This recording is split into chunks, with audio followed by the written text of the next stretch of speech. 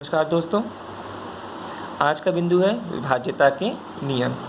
किसी संख्या से कोई भी संख्या किस तरह से विभाजित हो रही है, किसी अंक से कोई संख्या कब विभाजित होगी, या किस सभी संख्याएं कुछ महत्वपूर्ण संख्याओं से ही अंकों से ही विभाजित होती हैं। आइए चर्चा करते हैं इस बारे में। दो से विभाजित होने वाली संख्या, ठीक है। दो से विभाज्यता का नियम क्या है? कोई भी संख्या दो से विभक्त होगी तभी होगी जब इसका इकाईकांक 0, 2, 4, 6 और 8 हो, ठीक है दोस्तों। जैसे 776, देखिए इकाईकांक 6 है, 248 इकाईकांक 8 है, ठीक है। आगे बढ़ते हैं दोस्तों। यदि दी गई संख्या के अंकों का योगफल 3 से विभाजित हो, ठीक है। 3 से विभाजित होने का मतलब क्या है दोस्तों कि यदि संख्याएं दी गई हैं पूरी तरह से, कोई संख्या 4 अंक की, 5 अंक की, 6 अंक की कोई भी संख्या दी गई, तो हम या 2 अंक की संख्या हम उनको क्या कर देंगे, जोड़ देंगे। उनके अंकों को जोड़ करने पर जो संख्या में प्राप्त होगी, यदि वह संख्या 3 से विभाजित होगी तो दी गई संख्या भी 3 से पूरी तरह से विभाजित होगी। जैसे यहाँ पर हमने एक संख्या लिखी है 87564, ठीक है। 8, 7, 5, 6, 4, हमने जब इसको जोड़ा है तो 30 आया है। 3 से 30 विभाजित होता है, ठीक है, विभक्त होता है, इसलिए यह संख्या भी विभाजित होगी, 3 से विभाजित होगी।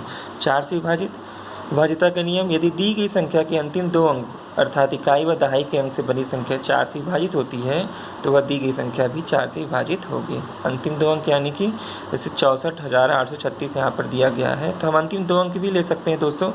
836, सिर्फ हम 836 भी अगर ले लें तो उसमें भी हम देख सकते हैं कि आखिरी 2 संख्या क्या हो रही है, 4 से विभाजित हो रही है, तो यह दी गई संख्या भी 4 से विभाजित होगी। 5 से विभाजिता के नियम, यदि दी गई संख्या का इकाई अंक 0 या 5 हो तो वह संख्या 5 से विभाजित होगी। जैसे 525, 620, इस संख्या में इकाई का अंक 5 और 0 है। 6 से विभाजिता के नियम, यदि संख्या 2 और 3 दोनों से विभाजित होती है, ठीक है। यदि कोई संख्या 2 और 3 दोनों से विभाजित होती है, जैसे 6 कब आएगा दोस्तों, 6 2 के पहाड़ में भी आता है, 3 के पहाड़ में भी आता है। तो यदि हम कोई भी संख्या पे 2 से विभाजिता का नियम लगाने पर वह 2 से कट रही है और 3 से विभाजिता का नियम लगाने पर वह 3 से भी कट रही है, तो वह संख्या 6 से विभाजित होगी। जैसे 714 यहाँ दिया गया है। जब हम इन संख्याओं को जोड़ते हैं, ठीक है, जब इन संख्याओं को जोड़ते हैं तो हमें जो संख्या प्राप्त होगी 7 4 11 1 12, 12 3 से विभाजित है, ठीक है। और इसी तरह से जो इसका इकाई का अंक है 4 है, वो 2 से विभाजित होगा।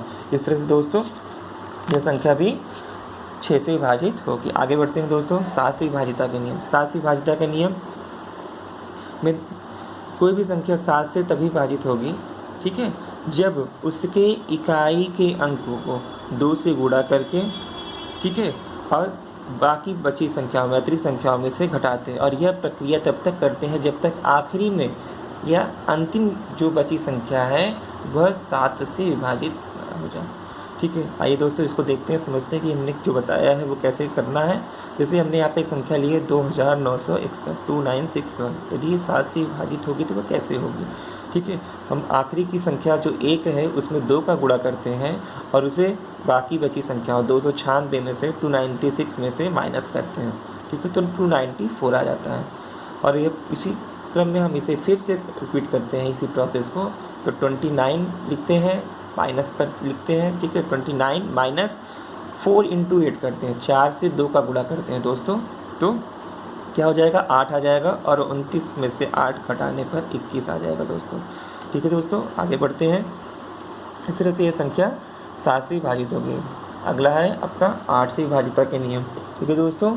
8 से विभाजिता का नियम कैसे पता लगाएंगे, यदि दी गई संख्या के अंतिम अंक 3 अंक अर्थात इकाई, दहाई व सैकड़ा से बनी संख्या 8 से विभाजित होगी तो वह दी गई संख्या भी 8 से विभाजित होगी, ठीक है। अंतिम 3 अंक 8 से विभाजित होने का मतलब क्या है, यानी कोई भी संख्या का इकाई, दहाई व सैकड़े का जो स्थान है पर जो लिखी संख्या है या अंक है वह पूरी तरह से विभाजित हो रहा है, 8 से विभाजित हो रहा है अगर तो, ठीक है। जैसे देखते हैं दोस्तों 16,752, ठीक है दोस्तों, बड़ी संख्या है, छोटी संख्या लेते हैं 3,592, ठीक है। यहाँ पर देखिए दोस्तों यह संख्या जो 592 इसमें जो लिखा हुआ है 3,592, इसमें अंतिम 3 अंक जो लिखे हुए इकाई, दहाई, सैकड़ा के, यह 7 से विभाजित होंगे, 8 से विभाजित होंगे अगर, तो यह दी गई संख्या भी 8 से विभाजित होगी, ठीक है दोस्तों।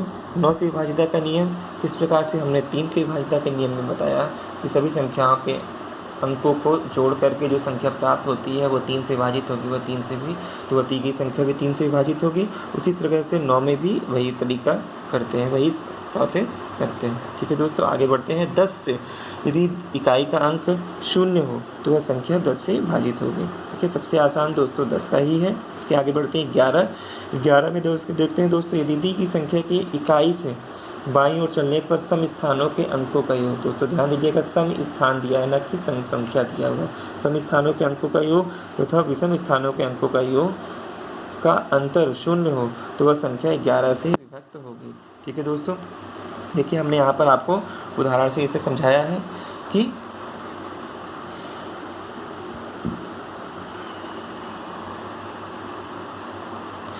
इसे हमने लिखा हुआ है 13,61,052। ठीक है दोस्तों, 1361,052, तो यही 11 से विभक्त का उदाहरण है। इसमें क्या करते हैं दोस्तों, सम स्थानों के अंकों के, यानी कि सम स्थान पे 5 लिखा है, 1 लिखा है, 3 लिखा है, इसको जोड़ते हैं। और विषम स्थान पे आपके 2 लिखा है, 0 लिखा है और 6 लिखा है और 1 लिखा है, तो इसको हम जोड़ते हैं। ठीक है, जो भी संख्या हमें प्राप्त होती है हम दोनों को घटाते हैं।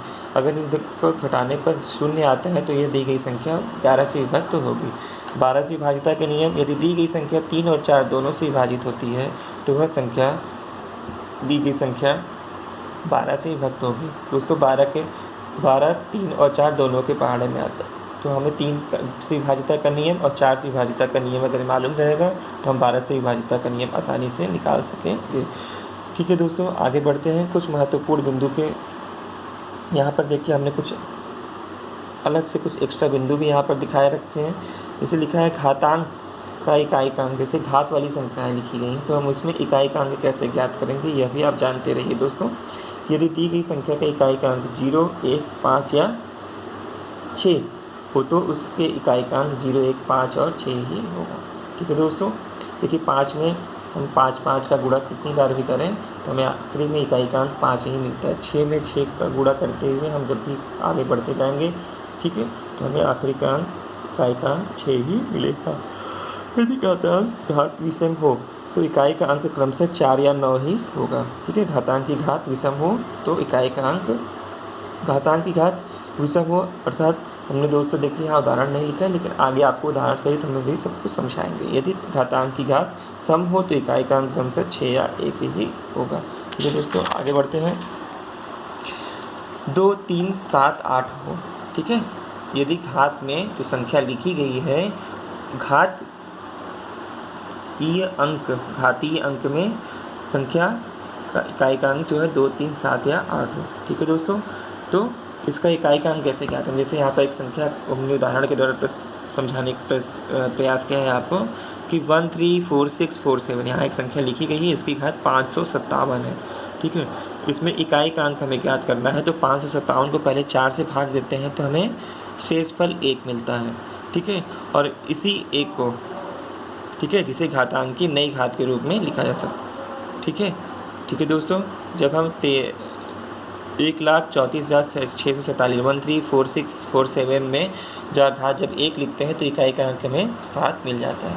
ठीक है दोस्तों, इसी तरह से हम बड़ी बड़ी संख्याओं का इकाई का अंक ज्ञात करते हैं। यदि 4 से भाग देने पर, अगला बिंदु आता है कि यदि 4 से भाग देने पर शेषफल 0 प्राप्त होता है तो 0 के स्थान पर 4 लिख देते हैं और नई घात 4 बन जाती है।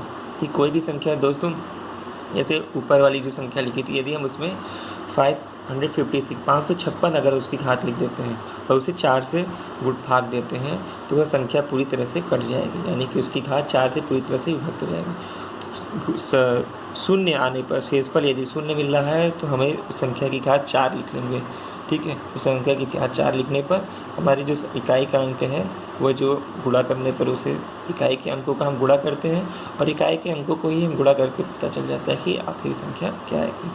ठीक है दोस्तों, आगे बढ़ते हैं। यदि किसी अंक की 6 बार पुनरावृत्ति की जाती है तो वह संख्या 7, 11 और 13 से निश्चित रूप से विभाजित होगी दोस्तों, ये याद रखिएगा। ठीक है दोस्तों, आगे बढ़ते हैं।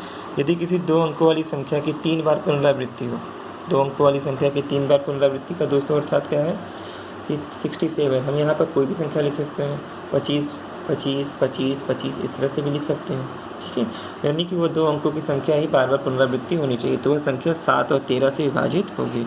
यदि किसी 3 अंकों वाली संख्या को की 2 बार पुनरावृत्ति हो, ठीक है, यदि 3 अंक वाली संख्या जैसे 453 दिया हुआ है तो उसी को हम दोबारा फिर लिखते हैं, जैसे 527 लिखा है तो 527 को दोबारा फिर लिख दें, तो वह 7, 13 और 11 से विभाजित होगी, ठीक है, निश्चित रूप से विभाजित है। याद रखिएगा दोस्तों, यदि इस अंक की 6 बार पुनरावृत्ति की जाए किसी भी अंक की, या किसी भी 3 अंकों वाली संख्या की 3 बार पुनरावृत्ति की जाए तो वह 7, 11 और 13 से विभाजित होगा।